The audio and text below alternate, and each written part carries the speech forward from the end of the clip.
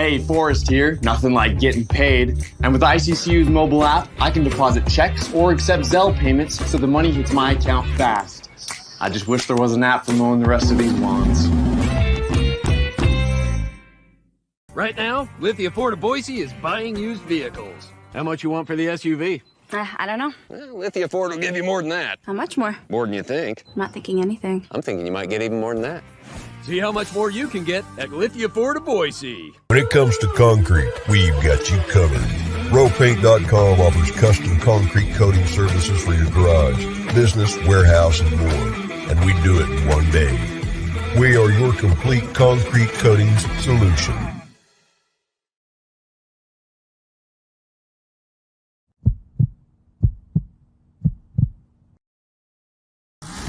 This is Bronco Nation News Live. The best interviews, the most informed opinions, the latest breaking news. Joining BJ Rains today is KTIK 95.3 FM The Ticket's Mike Prater. Listen to Idaho Sports Talk with Prater in the Ballgame, weekdays from 3 to 6 on 95.3 FM The Ticket and online at KTIK.com. Today's broadcast is coming from the Cutwater Spirits Canned Cocktail Studios. Check out one of their more than 30 flavors of pre-mixed premium cocktails at your local gas station or grocery store. Now, here's Mike Prater and BJ Rains with another edition of Bronco Nation News Live. Hey, how we doing, Boise State fans? Welcome on into a special Thursday edition Bronco Nation News Live here at BroncoNationNews.com. We got a very exciting show for you. We will not waste any more of this gentleman's time. I see he's ready to go, so we will bring him in. We're going to talk to Cody Gougler. Obviously, everybody knows Cody. We love Cody over there at Boise State. Senior Associate Athletic Director, External Affairs. Appreciate you jumping on today, Cody. We got a lot to chat with you. And how's it going, man? Good morning. Hey, good morning, BJ. Good morning, Bronco Nation. Thanks again. It's always a privilege to be on Thursday already. Got quite a few events coming up this weekend, so appreciate you taking the time to let us talk about a few of those things. A very important clip we got to show that will help set the stage for the interview today, obviously, as we go back in time and talk about you don't even know where I'm going with this. You probably do, but Cody Gougler, high pitch in his eyes, doesn't matter. And the best part about this, folks, is the trot here. It looks like he's done it before. Numerous times, I think. This is like, career home run number 500 or something here. But Cody had a chance yesterday with the basketball staff to play the team, a little scrimmage yesterday. I know that was a lot of fun, but you were one of the stars of the show out there, man. A couple nice catches in center field as well. Hey, man, that's pretty cool. I appreciate you sharing that. There's a reason why at 33 I'm sitting at a desk and not still playing ball. I'm not the athlete that everybody thinks I am, but it was cool to get out there and play with our guys. It's a great team bonding event. Nobody got hurt. And as practice gets ready to start here in the next couple of weeks, just really cool to be around this team. I think it's going to be a special year. And just to clarify, I'm not a home run hitter. Those fences are like 200 feet, and we were using some juiced up bats. So I think there was about 20 home runs yesterday. You were pimping the trot a little bit, man. I really liked it. It was nice, but that was a lot of fun, man. You had the lefty, man, out there in center field you had Justin Schultz was over there going, man, I can tell that he's like, he must have played somewhere. I can tell he played. And it was Southeastern Louisiana back in the day. Yeah. Back in the day, Southeastern Louisiana. Had a ton of fun. Yeah, just playing college ball was one of the greatest blessings that I could have ever done and had in my life. And all the friendships, relationships, lessons learned, and all those things kind of set you up for life, which is exactly why when we kind of, when we do what we do here at Boise State, just to have that experience, I've seen it firsthand myself, and that's what we're trying to replicate for our student athletes here to set them up for their lives. Who would have thought that's all I needed to show that clip to get the comments rolling here? We got the Gougler, we got the baseball all-star going yard. This is what I was talking about, some athletic bounce in the jog. Yeah, I like that. But the real video I wanted the real video I wanted to start this off with, Cody, is I don't want to waste all your time, but I thought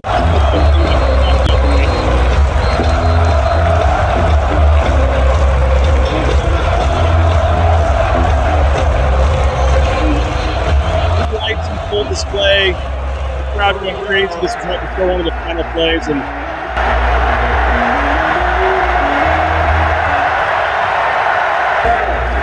I know the final score obviously wasn't what you guys wanted, Cody, but And we didn't get to see the full light show, but the fans, the students, everybody that showed up, man, especially late in that fourth quarter, actually after you guys took the lead, man, that place was as loud after that Steph Cobb's touchdown as I've heard it. It's at least up there in the 10 years I've been here, man. That place was amped.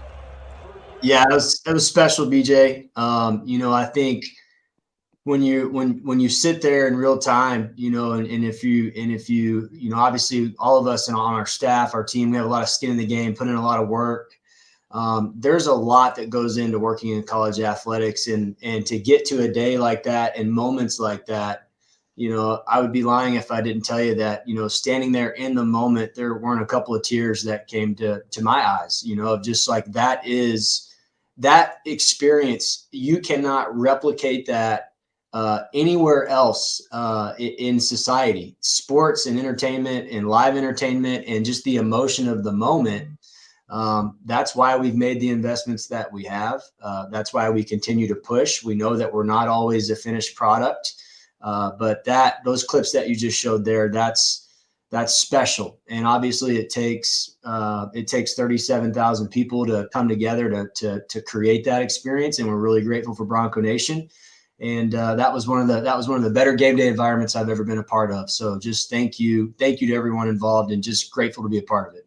Totally agree. Like I said, this is my 11th season covering, which is so crazy to believe, 11 years covering Boise State football, and haven't missed a home game in 11 years. And that was right up there, man, at the end of the game. And that was even with, not to call them out, but even with some of the students had left at halftime and not come back. I mean, there were in the corner, it could have been even louder, even fuller. But overall, I guess, I know so there were some specifics. We got a couple of questions here, but overall, how would you?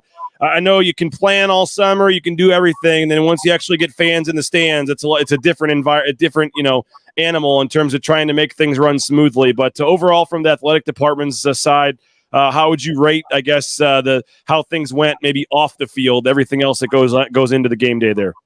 Yeah, we met with our staff earlier this week as we were planning for this Saturday and obviously the rest of the season. And we just wanted to make sure we took some time, and Jeremiah came in and talked to our external staff, which is, as you can imagine, a pretty large group that impacts this experience that you just showed on your screen. So it's about 30 people. And we just wanted to make sure before we started looking forward to what's next that we celebrated as a team.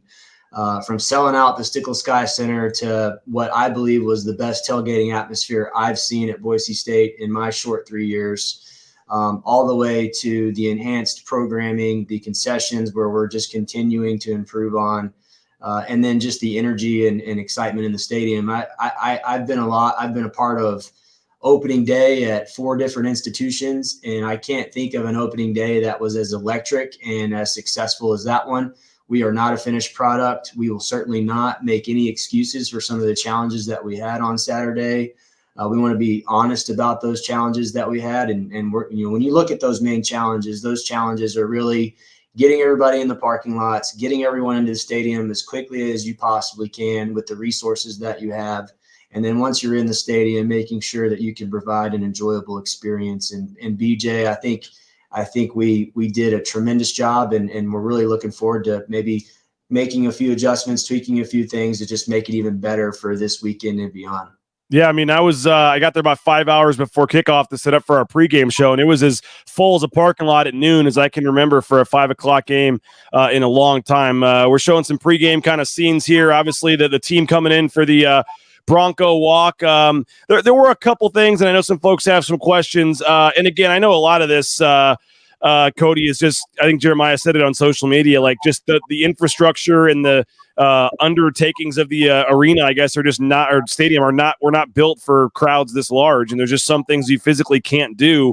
But there were some, in terms of getting into the stadium, there were some long lines. I know the concession stands, some people had some issues maybe with some longer lines than usual to get to the concession stands. Is there anything you can do at this point? What do you say about some of the lines that some of the people encountered? Yeah, and like I said earlier, and I can obviously see some of the chats coming in, all the way from Jeremiah through myself and the rest of our team. I would hope, and I know, because Bronco Nation, and I've gotten a lot of text messages and phone calls, and know a lot of people that know that we're focused on the game day experience. The effort is relentless. We are going to continue to roll our sleeves up and try to find solutions. We do not make any excuses. This is a customer service first business. Bronco Nation is our heartbeat, and we will do everything that we can to continue to improve. And so, as you mentioned, we have some challenges, and those there's a difference between providing an excuse and then providing a statement of fact. When you have 15 to 20,000 people on the east side of the stadium between the lower deck and the upper deck that are using the same concourse that was initially designed for just a one deck stadium, we've got to address that. And there's a couple of ways that you can address that. The first thing and the most important thing that we can do right now in the moment is add as many point of sale opportunities that we can throughout the stadium, including the east extension in Bronco Alley, down below in the lower east extension, which is something that we're working on for this week and beyond. And then all the point of sale processes, the technology, the queuing lines, the snake lines. For those that have been coming to games consistently over the past 3 years, if you can look past just the overwhelming view of everyone in the congestion in East Stadium and actually look at the process of the queuing lines and the checkout stations, we're getting more people through than we ever have before. 31% increase in our gross concession sales, which is phenomenal. That's a result of additional staffing, additional kiosks, equipment, renovations, etc. So, the data is showing that we are getting people through quicker, even though aesthetically it may not look like it. And it doesn't meet the mark. I want to, be the first one to say it's not our goal to just have someone go through concessions in 30 minutes. We want someone to go through concessions in 10 to 15 minutes. And that's my next point on this is, I think you've seen our emphasis on the north end zone expansion. That north end zone expansion will take care of quite a few things for us. Number one, the entrances into the stadium as we design this will provide additional space to get people into the stadium. We understand the importance of that. We're working with our architects on that as we start the design process, which will take about 9 months. And then the 360-degree concourse. It's not just a premium seating space in a club, where the elite donors have an opportunity to enhance their experience. This is a 360-degree concourse where now that congestion that you see in the East Stadium can now expand throughout the north end zone. So when you look at the investments we're making short term and then obviously the long term investments, we're working tremendously hard. It's not going to happen overnight. We really appreciate Bronco Nation, their grace and patience, and as far as the queuing lines to get into the stadium are concerned, we had 95% of our tickets that scanned. We had 95% of those tickets in by 5:10 p.m. Now that's not our goal. Our goal is to have everyone in at kickoff. But when you look back at our data from our previous seasons, you're looking at 30 minutes now shrunk down to 10 minutes. Okay. That's a result of adding the most staff that we've ever had for security and ticket scanning. So our encouragement all along is to have everyone try to their best of their ability, get to the stadium within 45 minutes of kickoff to ensure that you have an enjoyable experience. And we will not stop working on behalf of Bronco Nation until we get there. Well, that's great to hear, and the numbers obviously prove that you guys are moving in the right direction. Somebody asked me yesterday on this, and I don't know what the answer is, so I'll ask you. Somebody asked why not have actual vendors out in the stands selling at least water or popcorn or beer?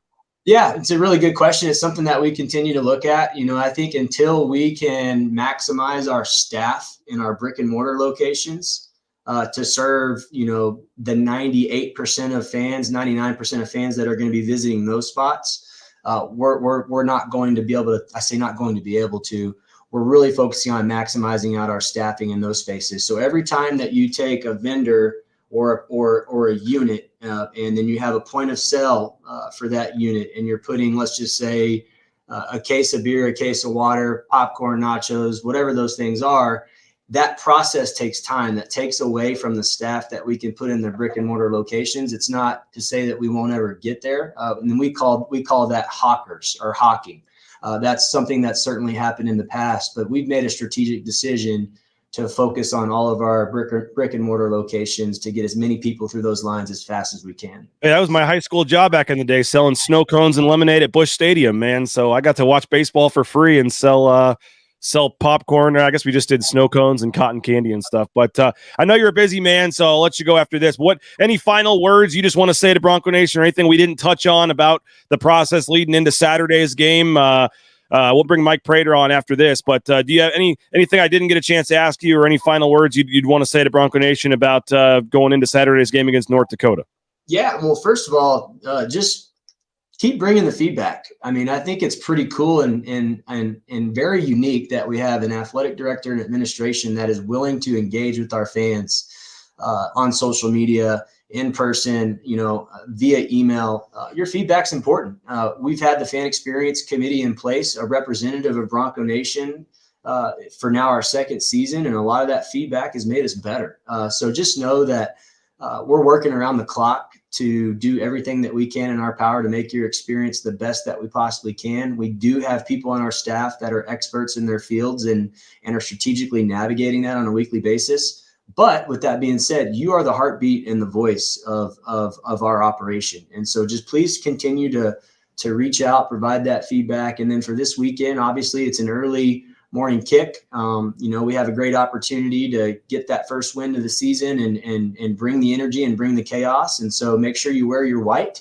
It's a white out this weekend. We're going to go with our Idaho Bronco vintage logo on our helmets. It should be a great day. Just in general, when you go back to that video that you revealed at the beginning of the call, BJ, when you look at that, that's the standard. So, and we can't have that standard without Bronco Nation there. So thank you. I thought you were going to say the standard was the senior associate athletic director taking the starting guard, one of the guards, deep to right field. But man, I'll tell you what. When I saw you there, I was like, if I go up to the plate, I better make sure I'm buttoned up because I'm sure that'll find its way on social media. I had about 4 or 5 swing and misses, and I was trying to decide who's giving me a bad answer. Who do I not like here that I can call, that I can put, and I couldn't find anybody. You guys are all too nice. I mean, Mo Silla had one of the worst swings I've ever seen of a guy taking a swing, but he's too nice of a guy. I couldn't post the video of Mo Silla swinging and missing. So you guys are too nice. So we'll see if those videos ever see the light of day. You guys swinging and missing. Overall, it was a fun time though. It was.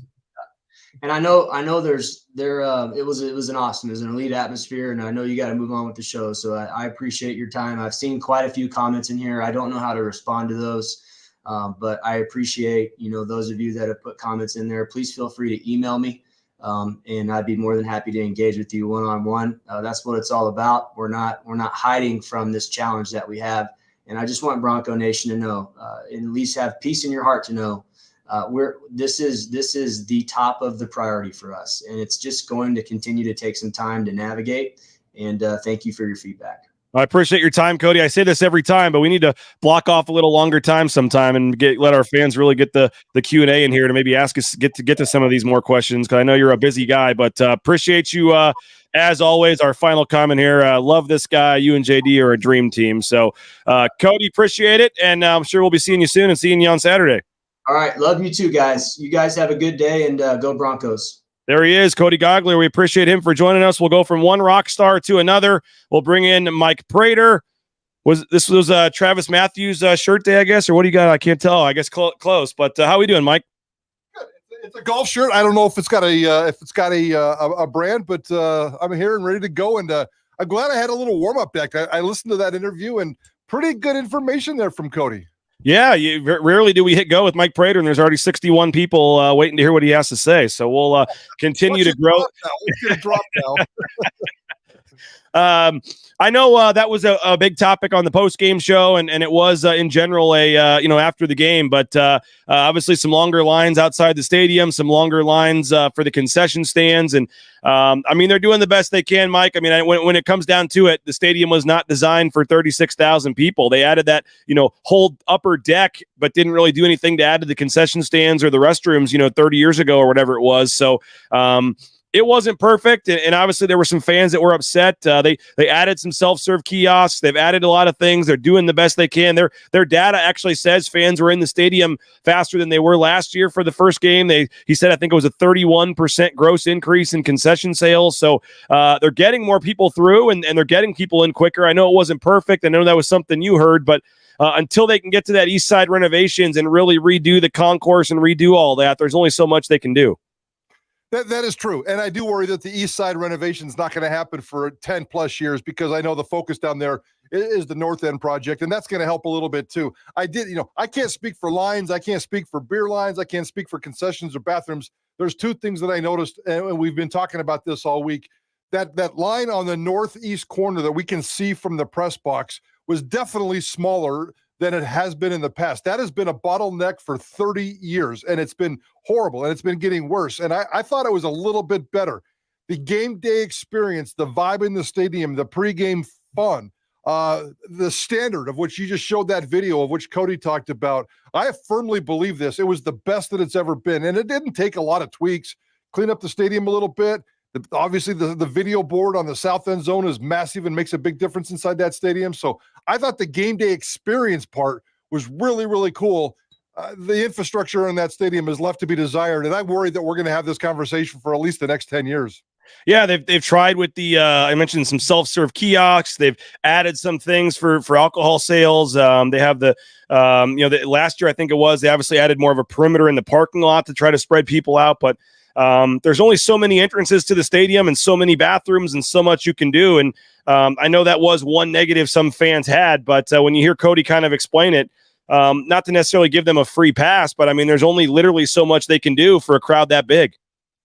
The one thing that I suggested, and Jeremiah and I have actually talked about this because we ran into each other at the Dierks Bentley concert at the Idaho Center, which I think is one of the biggest crowds they've ever had out there. It's like an 11,000 seat arena. I swear to God, there were 12,000 people in there. It was massively packed. And what they did is they expanded the perimeter just like Boise State did. But one thing that I noticed that they did is they had 100 people walking around with like backpacks full of beer, radio flyer red wagons full of beer, people walking around with coolers full of beer. These were actual vendors, and they were just walking around it everywhere. And you can walk this concourse and literally just grab a beer, give the guy your credit card, and you're out of there in 8 seconds. It's the fastest, most efficient thing I've ever seen at a massively packed sporting event. And again, not having spent a lot of time in the concourse during games, I think it'd be a good idea if they just had 100 of these, 50 of these, 25 of these, just roaming around like old vendor style, coming up and down the stairs, taking care of business.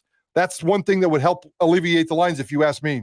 Yeah, and Cody mentioned it's kind of a staffing issue for that right now, but that is something that they're looking at and considering. And man, if you burn off some your calves would be in good shape if you were doing the upper deck trying to sell some lemonade and stuff there. I was telling Cody that was my high school job at Busch Stadium back in the day, selling lemonade and snow cones at the old Busch Stadium back in the day. So you can make some nice tip money doing that. But nice.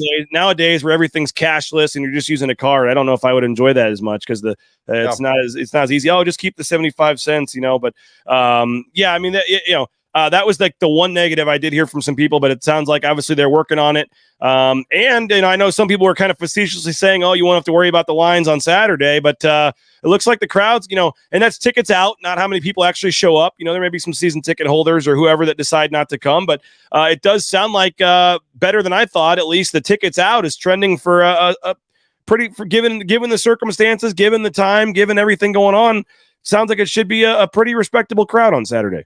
Yeah, we'll see. I mean, the number that they announced, I expected. And if you think about it, I mean, Jeremiah and Cody are always talking about their external team and what they're doing in the offseason and just doing an amazing job of selling tickets. That's when those kinds of tickets are distributed. Was there a massive amount of pickup this week? Probably not. I can't wait to see what the actual crowd is. They'll announce 33, 34, whatever it is in terms of the crowd number. I'm guessing it's going to be 10, 15% empty, up in the corners and the students. It'll be interesting to see if the students can get up at 10 o'clock in the morning on a Saturday and stick around. But nobody's beating anybody up this weekend. This is kind of a freebie. We totally get what's going on. Boise State's 0-2. Here comes North Dakota, a decent FCS team. Let's not get too carried away. It's a decent FCS program. So I get it. And it's almost a freebie. Boise State football just has to get right, take care of its own business, and let's wake up on Monday morning and continue with this season.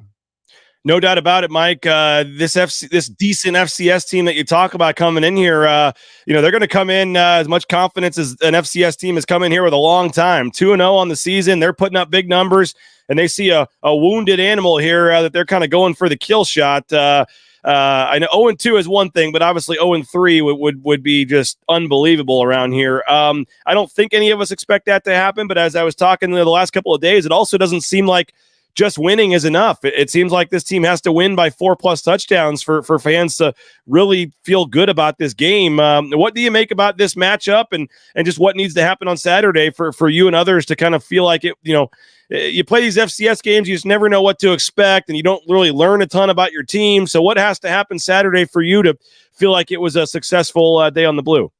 Yeah, I fully expect Boise State to win. And we here at Idaho Sports Talk, we've had the opposite conversation, though. What we've talked through this scenario. How do we plan our show? What do we talk about? What's our vibe if indeed Boise State loses? We've had that scenario conversation. We're not going to have it on the air. We do it during our production meetings because I think it is a slight possibility. But come on, guys. I mean, North Dakota, it is a nice program. I really like what they do. I like what all three of those North Dakota programs have done.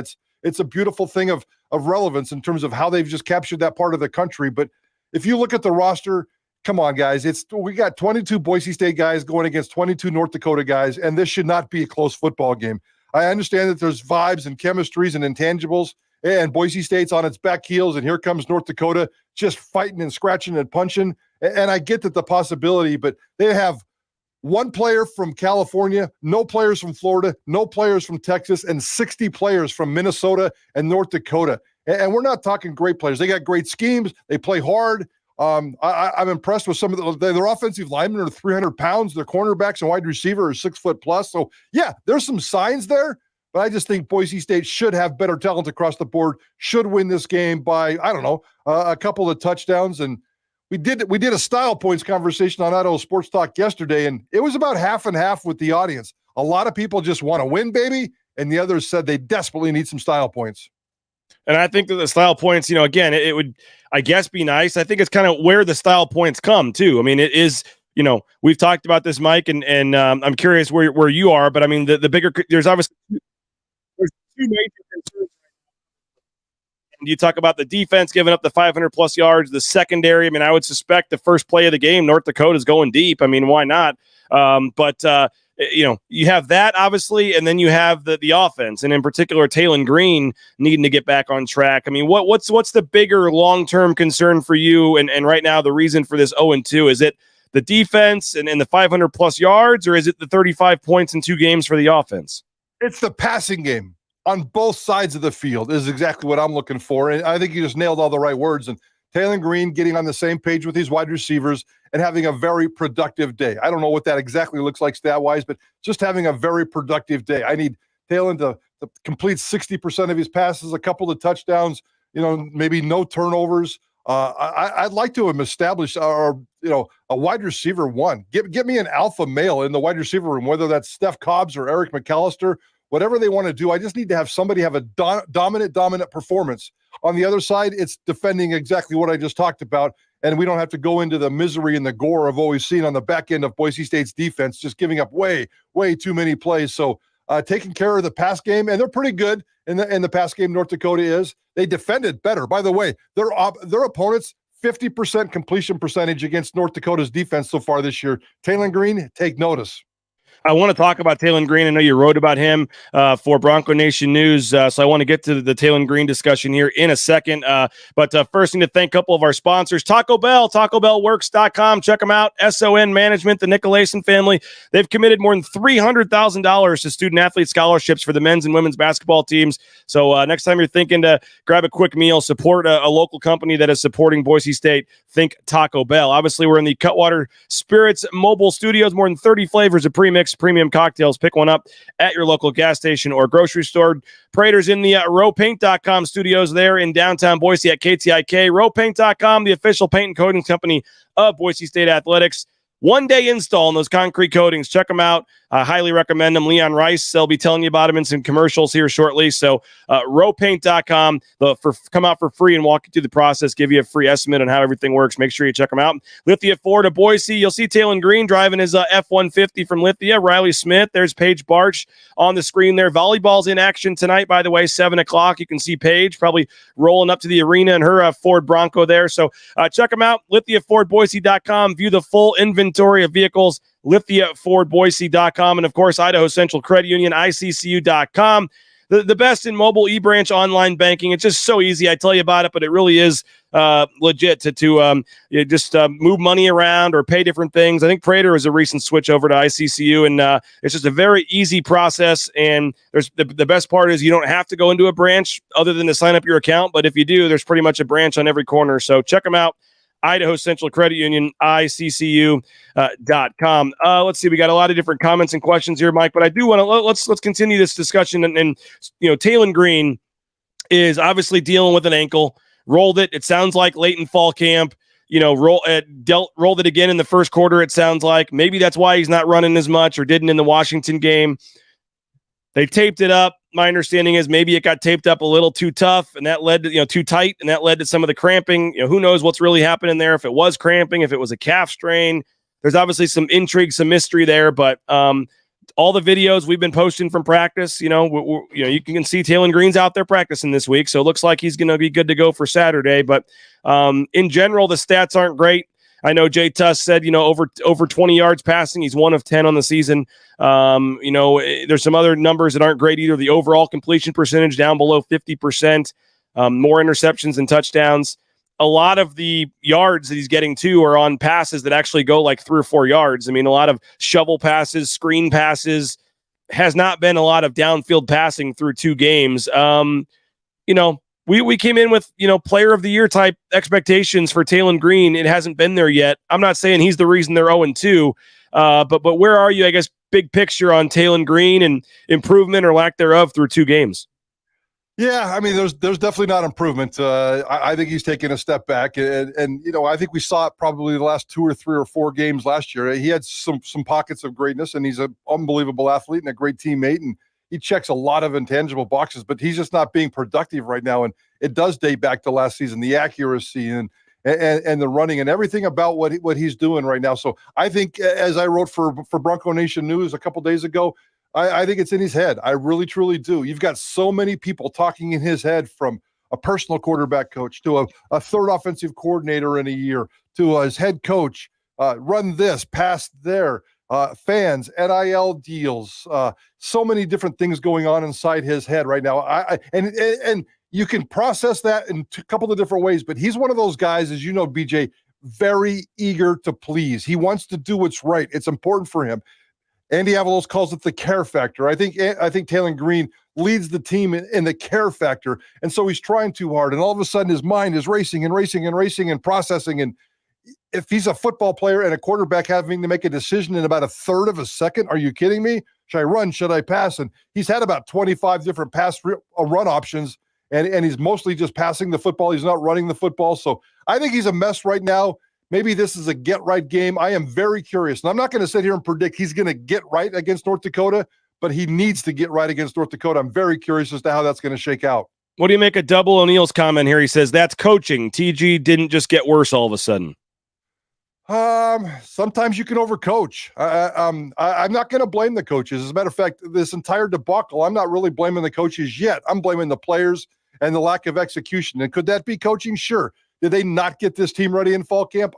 Could we ever possibly answer that question? I don't know. I think the players right now just aren't executing for whatever reason. So, yeah, there's a coaching element to it, and the coaches have to figure out a way to get him out of the dumps. And if he can't get better over these next couple day games, and San Diego State and Memphis, 2 road games after this weekend, both pesky defenses. We know San Diego State's traditional defense. I think Memphis has given up 17 points in 2 games, against crappy teams, but right now, Boise State's looking to fight against anybody. And a defense like that, they've got 3 tough games here, and Taylen Green needs to get right. And it's all in his head. He just needs to clear his head and figure it out. Go play, go be free, go be Taylen Green. And I know there's an NFL game tonight, but if you do want to check in, Memphis is on national TV tonight. They play against Navy. So Memphis plays Navy tonight. You can get a head start for that game in a couple weeks if you want to check out Memphis ahead of the game here in a couple of weeks. So I'll be recording that probably and then rewatching that a little bit later. Obviously, an intriguing NFL game tonight as well. But somebody asked about Breezy Dubar. I can't find the comment right now, but my hunch is that George is going to be out here for a while. We saw him after the game walking off the field, and he was not walking normal. It just doesn't look like that's something that he's magically going to be healed here in a couple of days. So, what did you see from Breezy? And I'm sure that first college game for him, he was probably a little nervous. I think he said he was to James Montgomery. But I would suspect his workload's probably going to increase a little bit. And somebody here said they expect his prediction, Breezy outgains Genty on Saturday. I think there's a chance for that just because maybe in the second half, Breezy will get a lot more action if they're up big. And maybe they won't need to rush Genty 30 times in this game. But do you like the future at running back of Breezy Dubar, what we saw on Saturday? Heck yeah. Sign me up with a lot of Breezy. So, I mean, Genty's a rock star. We don't need to go there. I'm not going to make any kind of crazy predictions that Dubar is going to outrun Genty. That would mean, as you pointed out, Boise State's dominating the second half, and I'm not quite ready to go there yet with this football team. So I'd like to see it happen, but I just can't sit here and picture that quite yet. So great start. You could tell that he's a different back. He's a lot taller of a back. He's shifty back. If you could get these two going, and we all saw it coming. I mean, Genty could be the power guy between the tackles, and Breezy could be the outside guy with the flash sideline to sideline. I think it's a beautiful combination that we're going to talk about a lot next year. Next year, Breezy Dubar, Ashton Genty, Taylen Green, and Eric McAllister. That gets me excited as long as they can get stuff done on the field over these next couple of games. We mentioned Taylen Green. We probably should expand that part of the conversation to the wide receivers because Nicholas says I think the receivers need to get right as well. There's been a lot of talk about freeing Prince Strawn and where is he at. My take on that is there's a reason he's not playing, whether it's the playbook, whether there's just some reason that's holding him back, or because we see him make these great catches in practice. And then through 2 games, he doesn't have a target yet. So there's something, coaches aren't dumb. They're not playing him for a reason. But just no one, and again, part of that's Green, but part of that is these receivers didn't have as many drops in the UCF game, but still didn't get quite as many, a ton of separation, not a ton of downhill passing. How much of the Taylen Green not, doing a lot downfield should be on the receivers? Definitely on the receivers. I mean, I think even the coaches have talked about it. Andy talked about it. Bush Hamdan talked about it. The separation, it's definitely become an issue. I'm very disappointed in the wide receiver room right now. I expected a rock star to emerge, and Steph Cobbs, you give us flashes and you tease us, but dude, I need some more. And I'll even say that dating back to last year with Steph Cobbs. So he's in the slot now, and that's a high productive spot, and he's just not coming through. The Prince Strawn stuff, guys, I'm not going to get wrapped up in that. I saw a bunch of fans demanding this, demanding that. And the fact that he hasn't got a target yet, it's a little bit curious, but I need to see some EMAC. I need to see some Cobbs. I need to see some Billy Bowens. I need to see some Riley Smith. There's so many different weapons in the pass game that none of them have been used so far. That's the big concern for me. None of them have been highly productive so far. How you fix Taylen Green and how you put wide receivers on the same page, I have no idea. That's a coaching deal, but reps and practice and schemes and short passes here. I don't know. Maybe it's more of Genty. That seems like it's the best play. 3 yards to Genty and let him run for 50. Maybe that's the magical secret right now. Hey, BVA Ball Ventures Alquist wants to let you know, I think it's going to be October 5th. We're working to finalize the date. We're going to be out at Top Golf for our first live broadcast at Top Golf. Looking forward to that. BVA Ball Ventures Alquist, one of our newer sponsors. We appreciate them. Idaho's premier commercial real estate development company. They strive to inspire excellence in everything they do, from leasing and architecture to construction, property management. BVA's dedicated teams are best in class, unparalleled service to help you and your client find the perfect building tailored to your needs. They specialize in office, retail, flex, medical, industrial spaces located at some of the most strategic and visible locations in the Valley. BVA, Idaho's developer. We appreciate them for jumping on board. We also appreciate the Blue and Orange Store, theblueandorangestore.com. Free shipping, any order over $40. If you're in the Boise area, remember, you're supposed to wear white, and Cody told us they'll be wearing the white retro helmet logo on the helmets this week. So I'm curious if they're going to be going all white on the blue or what the uniform combo is going to be. I think we might find out today, but we at least know they'll be wearing the retro logo on the helmets. So it could be an interesting look on Saturday for the 0-2 Broncos. But the blueandorange.store.com, free shipping, any order over $40. But as I said, if you're in the Boise area, just go to the Boise Town Square Mall there on the second floor next to Pro Image, and you can check them out right there at the Boise Town Square Mall. And if you're looking for a job, how about Transportation Compliance Service? Check them out, transcomservice.com. The best in complete trucking compliance management. If you need a job, check out Transportation Compliance Service. Whether it's Amazon truck in your neighborhood, the big rig on your screen, TCS can help you every step of the way to get into the trucking industry and get you out there towing that first load in no time. All right, Mike, the offensive line. We haven't really talked much about them, and that's usually a good thing. They have actually, for the most part, we talked to Tim Keene again yesterday, but I mean, I'm sure every coach is going to say it's not perfect. They miss a play here and there. There's been a couple sacks, but for the most part, man, I don't know about you, but when I heard Roger Carrion was going to be starting the first game of the season against that UW defensive line, I mean, there was a little like, and nothing against Roger Carrion, but just a redshirt freshman that had started one game in his career. But if you didn't know, you would think Boise State had, 5 juniors and seniors or 5 experienced players on the line. Cage Casey and Roger Carrion have quietly fit in and done a pretty decent job. We saw Ethan Card getting some action. It sounds like that. I asked Tim Keene about that yesterday. They're just trying to give him some action in case he's needed. They rotated him in some with Cage Casey on Friday. We even saw Nathan Cardona get in there for a series when Ben Dooley went down. But overall, man, it seems like for as long as I can remember, and this is my 11th football season now, it's usually the O-line starting off rather slow and then getting it going later in the season. They've got off to as good of a start through 2 games as I can remember in a long time. And so, I think you need to, continue to build off that, use that offensive line in your game plan however you can, because I don't know about you, man, but I can find very little negative to say about the O-line. I can't find anything, to be honest with you. As a matter of fact, and I've fallen in love with Garrett Kerr, and I think maybe it starts with this guy, and we all had a chance to talk with him again this week, and that dude just gets it. I mean, he's a methodical beast, and if you can check off both those sides of the boxes, that's your perfect center, although he's a little bit taller than a regular center.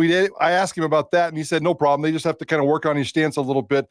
I think it starts with him, and then it goes to the outside. I think the interior of this offensive line has been spectacular. Cade Beresford on the right tackle side, we knew he was going to be steady and a rock star. He played every game last year. I think he missed one game, but he played most every game last year. We barely heard his name or talked about his name. He's just steady, and he's the dependable guy. And if we can get the good guys on the left side, that's just really gravy. I think this offensive line has done great work.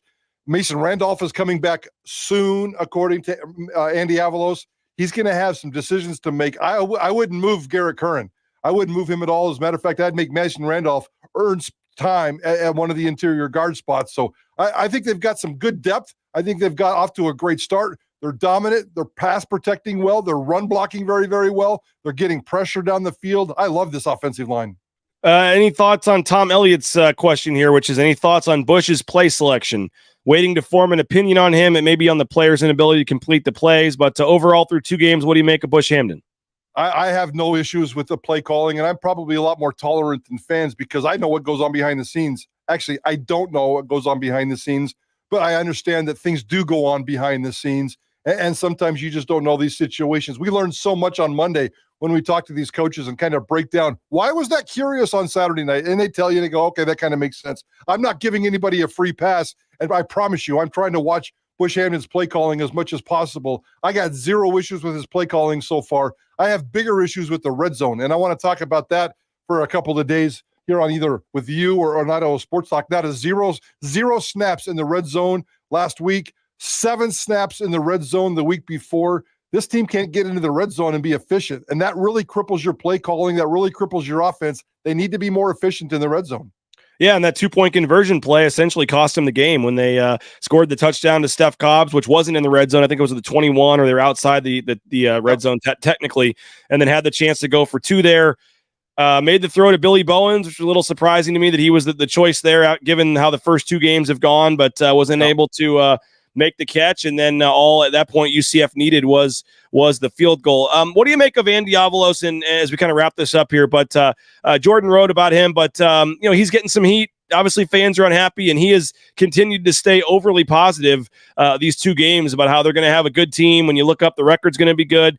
Kent Riddle was saying that on our post-game show, and he was just getting blasted by fans. Like, come on, Kent, like, where's the reality here? And Kent's like, no, like who is beating this team the rest of the season? Like, Kent like, maybe that's just the coach's mindset, but he truly believes, like, they're going to lose maybe one more game the rest of the season, and we're going to look up in 2 months and they're going to be 9-3. Like, I think Kent Riddle, like, honestly believes that. I think, Andy Avalos seems to be the same way. Like, he still think, like, yeah, we're going to have a really good team. I'll go to war with this team any day. Like, a lot of fans don't want to hear that. I know he's not going to come out and start ripping coaches or ripping players, whatever. I guess what else is he supposed to say? But just the calmness of Andy Avalos through 2 games. Your thoughts? I think Andy Avalos, I'm a big fan of Andy Avalos, and certainly he's on, we're all keeping an eye on his program very closely right now because the numbers aren't pretty, and we all get that. Andy Avalos, to address this specific question, I have no idea how he acts like when he addresses his team. I would imagine it's a lot like when he addresses us. And Andy Avalos sometimes needs to read the room. And maybe on his Monday pressers, his opening statement, he needs to look into a camera and talk to Bronco Nation as opposed to pretending like he's still talking to his players, because Bronco Nation doesn't want to hear all fluff. They want to know that, guys, we suck. We're disappointed. We're terrible right now. And Andy can say it in whatever diplomatic way that he wants to, but I do believe that he needs to read the room some more and understand that Bronco Nation is curious and a little bit pissed off and very concerned about the future of this football team. And for me to sit here and tell Andy Avalos what to say is ridiculous, but I just wish that he would address Bronco Nation just a little bit more, with a little bit more disappointment. He covers it up. He's positive. I get it. You can be that 95% of the time, but I need some 5% of the reality as well. Well, Mike, final thing, I got to thank you. I have to thank you because we are going global thanks to Mike Prater. Do you know where I'm going with this? Probably. Your comments last week about UCF. Somebody in the UCF video department was paying attention to this. Do you know where I'm going now? Yeah, I saw this. All right, let's just play the first 30 seconds of the hype video from UCF. This is the official UCF recap of the game in Boise, which, by the way, their video is very well done. Props to their video team. By the way, all this is your fault. Here's the beginning. I'm just sitting there. I see the video come up. Oh, let's see what they got from the game. And here's what pops on the Twitter account of UCF. To the 2023 college football season as UCF takes on one of the most successful programs in the last 25 years, and they play on the famed blue turf. In fact, it's so hard to win here, they've lost only 15 times in the last 23 seasons here at Albertson Stadium. I don't like Central Florida. I don't like anything about them. I don't like their fans. I don't like their administration. I don't like their football team. The only thing that they have better than Boise State when it comes to football is dirt, geography. After that, Boise State just wipes them clean when it comes to the resume of football, and I think they're going to do it again on Saturday. They're going to defend. Oh, that was great. That was awesome, Mike. Thank you for helping us get on there. They zoomed in a little too far. They needed the BNN. The BNN logo was about halfway cut off there, but I'll do anything to get KTIK a little national pub. And you had your mic flag in there. Yeah, you got KTIK got on there. There you go. I haven't changed my stance. I appreciate the, I have changed it a little bit. It was very I'm not backtracking because I still don't like Central Florida's football program. But there was 1,500 fans in town for this football game over the weekend, which I've never seen at Boise State, unless it was like an Idaho or an Idaho State.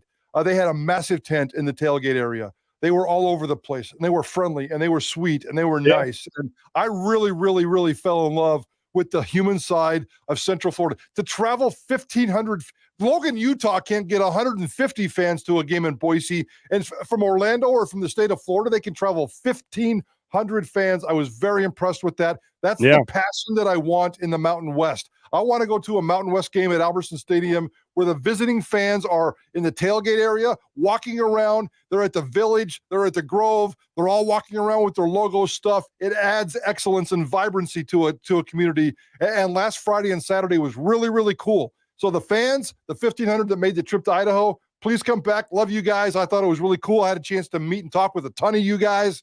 But your football program still, I still don't like your football program. And if you watch that whole video, I thought it was actually interesting because they acted like they weren't making a big deal about the blue turf. And I think the quarterback Plumlee specifically says, like when he's firing up his team before the game, it's not about the blue turf, it's about us. And it's like, all right, well, it is about the blue turf if you're like bringing that up before your team runs out the tunnel. But very nicely well done video. And props to UCF and thank them for including KTIK and BNN in the video there. But Mike, appreciate it. We'll be seeing you bright and early on Saturday. I'll be joining you guys tomorrow afternoon as well on Idaho Sports Talk. Anything else big coming up the next couple of days here on IST? No, we're just trying to talk a lot of Boise State football, get this football team right, capture the vibe of the fans and what they're thinking, and get into bed early tomorrow night and up on Saturday morning, baby. 3 to 6. You can listen to JP, Prater, Bob, Johnny, the whole crew. 3 to 6 today, 3 to 6 tomorrow. And then I assume the pregame show starts at 6 a.m. over on, 5 a.m.? 5 a.m., 5 hours early over on KBOI on Saturday. So make sure you tune in for that. We'll have a taped pregame show that I think will just run 9:30 to 10 right before tip-off or kickoff. Mike Sanford's going to be a part of that. We'll do that. And then you guys will be on the post-game show, and then you're going to write a post-game column as well for BNN. So a lot going on with KTIK and Bronco Nation News. And appreciate you as always, Mike, for jumping on. We'll be listening 3 o'clock today. Thanks for all the comments. Thanks to Cody Gougler for jumping on. Hope everybody has a great rest of your day. We'll talk to you at 9 a.m. tomorrow with Jay Tust. We do have some player interviews today, so we'll get those posted to the YouTube channel as well after practice. But subscribe to the YouTube channel, subscribe to the site. We'd love to have you, and have a great day. We'll talk to you later. Bronco Nation News Live, Bronco Nation News.